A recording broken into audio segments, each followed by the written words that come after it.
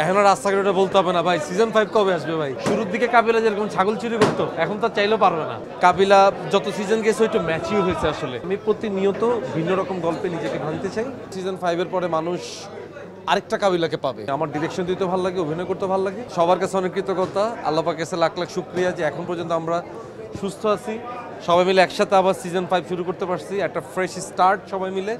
So আজকে তো দেখলেন যে আমাদের সব আর্টিস্টরাও সবাই খুশি যে নতুন করে আবার একটা জার্নি শুরু হয়েছে। এখন আর রাস্তাঘাটে বলতে হবে না ভাই, সিজন 5 কবে আসবে ভাই। এই অ্যান্সার দিতে দিতে ভাই কাহিল হয়ে গেছি। কাবিলা যত সিজন গেছে একটু ম্যাচিউর হয়েছে আসলে।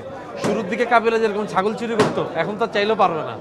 সো এখন আস্তে ধীরে একটু করতেছি আর কি। তো ইনশাল্লাহ এবারও কাবিলার মধ্যে অনেক ধরনের চেঞ্জেস আছে। তো সেটা কি আছে সেটা আপনারা দেখতে পাবেন।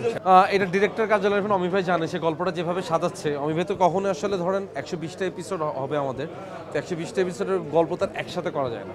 সো আমরা স্টেপ বাই স্টেপ আগাচ্ছি। তো ইনশাল্লাহ এর থেকেও হয়তো বা কোনো বিস্ময়কর কোনো জিনিস থাকতে পারে। আসলে এটাই কাবিলা, বুঝছেন, মানে ওইবারও চায়, রোকেয়ারও চায়, আসলে কনফিউজ ও জীবনে কারে চায় আসলে। সো এখন দেখা যাক ও কাকে পায় আসলে ওর লাইফে, দেখা যায়। আমি বিলিভ করি যে ব্যাচেলার পয়েন্ট সিজন 5 এর পরে মানুষ আরেকটা কাবিলাকে পাবে, কারণ এই কাবিলা আগের থেকে অনেক বেশি ম্যাচিউর এবং এই কাবিলা এখন অনেক বেশি ডিসিশন নিতে সক্ষম। আগের মতো ফাফরবাজি অবশ্যই ওর মধ্যে থাকবে, কিন্তু সেটা বা কতটুকু, সেটার অনেক চেঞ্জেস এবং অনেক ইনোভেটিভ কিছু জিনিস এবার মানুষ কাবিলা থেকে পাবে। ভাই দুইটাই আলহামদুলিল্লাহ জোস। মানে আমার ডিরেকশন দিতে ভালো লাগে, অভিনয় করতে ভালো লাগে।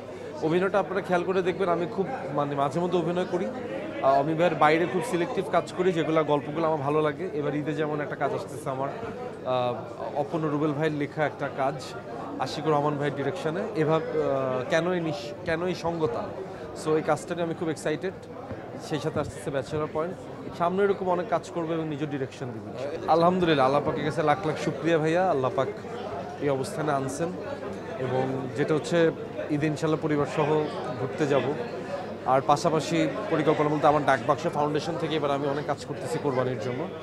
এবং আমি একটা একটা আইটেম নিচ্ছি যে অনেক পরিবার যারা কোরবানি করতে মানে অক্ষম, যারা কোরবানি করার মতো সামর্থ্য যাদের নাই, এরকম অনেক পরিবার এবার আমরা গরু দিচ্ছি আমার ফাউন্ডেশন থেকে, এবং আমরা নিজেরা গরু জবাই করে তাদের মধ্যে মাংস বিতরণ করি। ভাই আমি যেমন গত রোজারিতে করছিলাম খালিদ, নিজেকে ভাঙার অনেক চেষ্টা করছি আমি। এরপর করছিলাম হোসেনের গল্প, সেখানে একটা ব্যতিক্রম চরিত্র। এবার যেমন করলাম কেন এই সঙ্গতা, এটা একটা অন্যরকম চরিত্র। সো আমি প্রতিনিয়ত ভিন্ন রকম গল্পে নিজেকে ভাঙতে চাই এবং আমি চাই যে আরও ভিন্ন ভিন্ন চরিত্রে নিজেকে উপস্থাপন করতে। এই চ্যালেঞ্জটা আমি নিতে প্রস্তুত ইনশাআল্লাহ।